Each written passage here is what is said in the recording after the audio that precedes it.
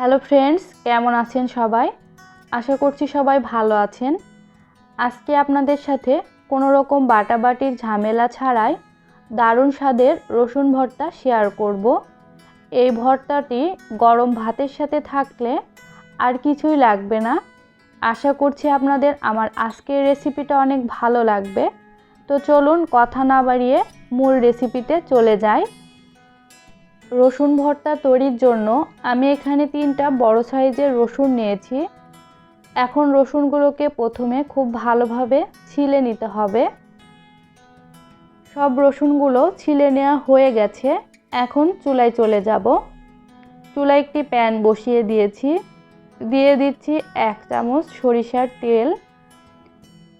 প্রথমে সরিষার তেল দিয়ে আমি 4টা শুকনো মরিচ নিয়েছি, সেই মরিচটাকে ভেজে নেব। চুলার আঁচ এই পর্যায়ে মিডিয়াম রেখেছি। মিডিয়াম আঁচে মরিচগুলো ভাজলে মরিচগুলো অনেক মুচমুচে হবে। মরিচগুলো ভাজা হয়ে গেছে, তুলে নিলাম। এ পর্যায়ে দিয়ে দিচ্ছি 1 চামচ সরিষার তেল। এখন আগে থেকে ছিলে রাখা রসুনগুলোকে দিয়ে দিব। রসুনগুলোকে প্রথমে ভেজে নিতে হবে। এ পর্যায়ে চুলার আঁচ আমি মিডিয়াম থেকে একটু কমিয়ে দিয়েছি। নেড়েচেড়ে মিশিয়ে নিয়ে একটা ঢাকনা দিয়ে ঢেকে দিচ্ছি। 3 মিনিট পরে ফিরে আসলাম। ঢাকনাটা খুলে নিচ্ছি।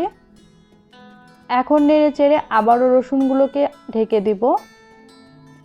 এইভাবে রসুনগুলোকে ঢেকে ঢেকে ভেজে নিতে হবে, তাহলে রসুনগুলো অনেক সফট হয়ে যাবে, ভর্তা করতে সুবিধা হবে।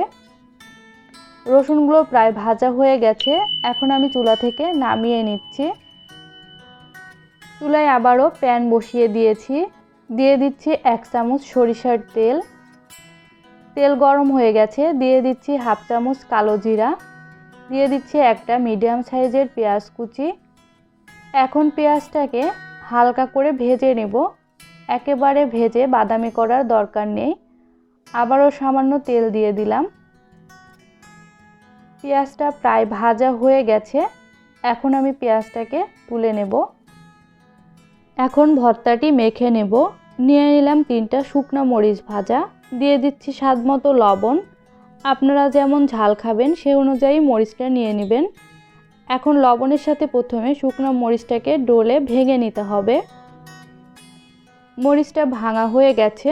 এখন পেঁয়াজ এবং রসুনগুলো নিয়ে নিচ্ছি। এবার রসুনগুলোকে প্রথমে হাত দিয়ে একটু ভেঙে নেব। দেখুন রসুনগুলো কতটা সফট হয়ে গেছে। এখন সব কিছু একসাথে মেখে নেব। সব কিছু একসাথে মেখে নিয়েছি। এখন দিয়ে দিচ্ছি কিছুটা পরিমাণে ধনিয়া পাতা কুচি। ধনিয়া পাতা কুচি দিয়ে আবারও সব কিছু খুব ভালোভাবে মেখে নিতে হবে। তাহলেই তৈরি হয়ে গেল দারুণ স্বাদের রসুন ভর্তা। এইভাবে রসুন ভর্তা করলে গরম ভাতের সাথে খেতে অসম্ভব মজাদার লাগে। আপনারা আমার রেসিপিটা ফলো করে একদিনের জন্য হলেও এইভাবে রসুন ভর্তা করে খেয়ে দেখবেন। অবশ্যই আপনাদের ভালো লাগবে। আমার রেসিপিটা কেমন লাগলো তা আমাকে কমেন্ট করে জানাবেন। আমার চ্যানেলে নতুন বন্ধু হয়ে থাকলে চ্যানেলটি সাবস্ক্রাইব করে বেল বাটন অন করে দিবেন, যাতে করে নতুন কোনো ভিডিও দেওয়ার সাথে সাথে নোটিফিকেশন পেয়ে যান। আজকের মতো এই পর্যন্তই। সবাই ভালো থাকবেন, সুস্থ থাকবেন। দেখা হবে পরবর্তী ভিডিওতে।